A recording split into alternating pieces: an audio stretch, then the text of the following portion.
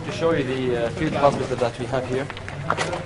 You set up a field hospital? Yeah. When did you set that up? We have a coordinating for Damascus doctors. We organize it. It's illegal. But this is the only way to treat injured demonstrators. How many injured have you had in this neighborhood? Like last week we have like 40. 40 injured. Yeah. That was back in July when we first met Dr. Ibrahim Othman. At that time, we had to conceal the 26-year-old's identity and just called him the doctor. Now, we no longer do. This video was posted to YouTube. CNN cannot verify its authenticity, but activists claim that Dr. Ibrahim was killed by Syrian security forces as he was trying to flee across the Turkish border, though many questions remain. This is a Facebook page that was set up to commemorate Dr. Ibrahim. On it, he's described as being strong, fearless, with a pure heart. He's also remembered for his love of pranks and for a phrase he was constantly using. He would always say that he believed he was born to help people.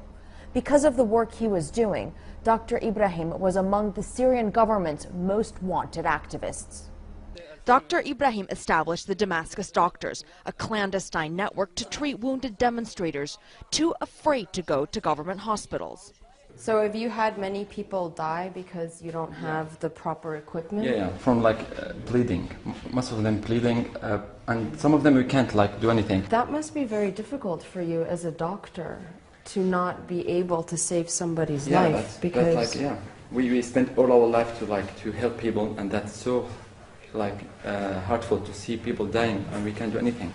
A few days after we first met, Dr. Ibrahim snuck me back into the neighborhood to meet some of his patients. He wanted the world to know that Syrians are suffering for their freedom.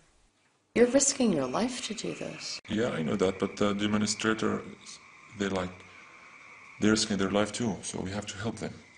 And that hurts, there's something that hurts the doctors that we spend all our life trying to treat people and help them.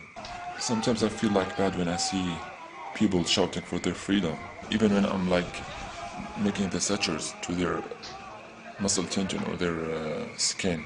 They keep shouting for freedom. They say, we want our freedom. We will keep fighting.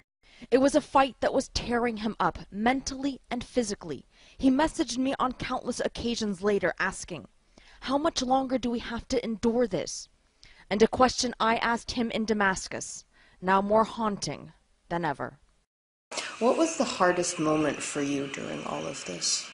Every time when I leave home, I say goodbye to my mother. Sometimes I feel I won't be able to come back and see her again.